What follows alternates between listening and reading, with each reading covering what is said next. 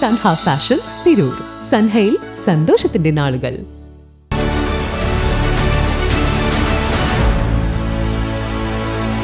നമസ്കാരം, വെട്ട news on ടൈമിലേക്ക് സ്വാഗതം. കല്യാണം ഇനി വേറെ level. Basid wedding mall, Basid arcade, Poonkottukulam, Tirur.